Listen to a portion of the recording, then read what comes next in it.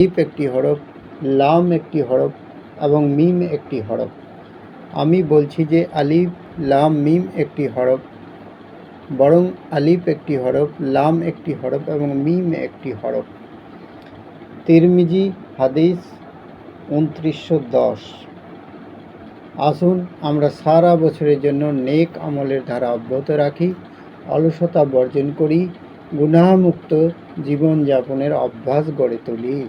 আল্লাহ আমাদের তৌফিক দান করুন, আমিন। পবিত্র মাস রমজান চলে গেছে। এ মহান মাস আবার পাবো কিনা কেউ জানি না। এ মাস এসেছে আবার চলেও গেছে, কিন্তু আমাদেরকে দেখিয়ে দিয়ে গেছে তাকওয়া অর্জনের পথ।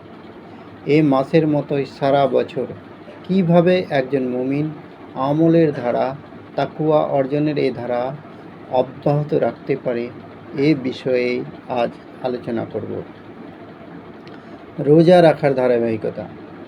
রমজানের রোজা শেষ হলেও অবশিষ্ট মাসগুলোতে বহু নফল রোজা রয়েছে। সামর্থ্য অনুযায়ী যেসব রোজা রাখার চেষ্টা করতে হবে। শাওয়াল মাসের 6 রোজা। রাসূল করিম সাল্লাল্লাহু আলাইহি সাল্লাম বলেছেন, যে ব্যক্তি রমজান মাসে রোজা রাখলো, এরপর শাওয়াল মাসের 6টি রোজা রাখলো, সে যেন সারা বছর রোজা রাখলো। সহিহ মুসলিম হাদিস 1164। প্রতি বৃহস্পতিবার ও সোমবারে রোজা রাখা। নবী করিম সাল্লাল্লাহু আলাইহি সাল্লাম বলেছেন, সোম ও বৃহস্পতিবার বান্দার আমলসমূহ আল্লাহর কাছে পেশ করা হয়। তাই আমি পছন্দ করি যে আমার আমল পেশ হোক এমন অবস্থায়, তখন আমি যেন রোজা থাকি। তিরমিজি শরীফ হাদিস 747। আরাফার দিনের রোজা। রাসূল করিম সাল্লাল্লাহু আলাইহি সাল্লাম বলেছেন, আরাফার দিনে রোজার বিষয়ে আমি আল্লাহর কাছে প্রত্যাশা করি যে এর মাধ্যমে বিগত বছরের ও পরবর্তী বছরের জ্ঞানসমূহ ক্ষমা করে দেওয়া হবে। হাদিস মুসলিম 1162। এছাড়াও আশুরার রোজা। শাবান মাসে বেশি বেশি রোজা রাখা অভ্যাস। নফল নামাজের ধারাবাহিকতা বজায় রাখা। রমজানের দীর্ঘ তারাবির নামাজ পড়ে আমাদের অভ্যাস হয়ে গেছে। লম্বা সময় দাঁড়িয়ে থেকে একসঙ্গে অনেক রাকাত নামাজ আদায় করার একটা ভালো অভ্যাস সৃষ্টি হয়েছে।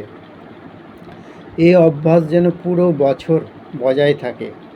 সুন্নত নামাজের প্রতি গুরুত্ব দেওয়া, দৈনিক ফরজ নামাজ ও নফল নামাজ আদায় করা, বিশেষ করে তাহাজ্জুদ নামাজ যেন ছুটে না যায় সেদিকে খেয়াল রাখা।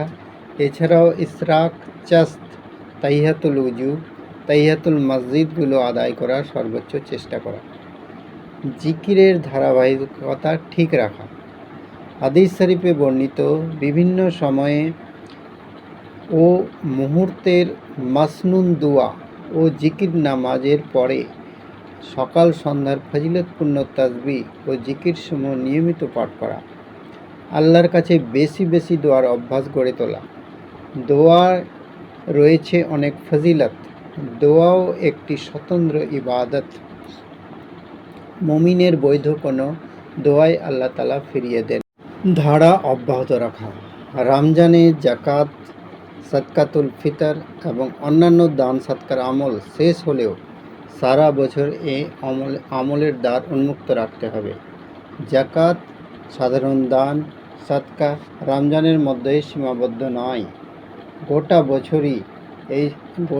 বছরই এর সময় এবং তা সব সময় ফজিলতপূর্ণ আমল। অতএব সামর্থ্য অনুযায়ী সারা বছরই দান সৎকার ধারাবাহিকতা অব্যাহত রাখা উচিত। রাসূল করিম সাল্লাল্লাহু আলাইহি সাল্লাম বলেছেন, দান সৎকা সম্পদ কমায় না। সহিহ মুসলিম হাদিস 2588। কোরআন তেলাওয়াতের ধারা অব্যাহত রাখা। কোরআনে করিমের তেলাওয়াত অত্যন্ত ফজিলতপূর্ণ ও মর্যাদা সংবলিত একটি আমল।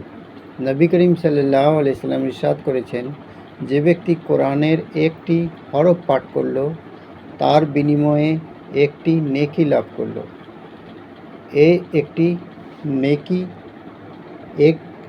ওই একটি নেকি 10টি নেকির সমতুল্য গণ্য করা গণ্য করা হবে। আমি বলছি না যে আলিফ লাম মিম একটি হরফ, বড় আলিফ একটি হরফ, লাম একটি হরফ এবং মিম একটি হরফ। আমি বলছি যে আলিফ লাম মিম একটি হরফ, বরং আলিফ একটি হরফ, লাম একটি হরফ এবং মিম একটি হরফ। তিরমিজি হাদিস 2910। আসুন আমরা সারা বছরের জন্য নেক আমলের ধারা অব্যাহত রাখি, অলসতা বর্জন করি, গুনাহমুক্ত জীবনযাপনের অভ্যাস গড়ে তুলি। আল্লাহ আমাদের তৌফিক দান করুন। আমিন।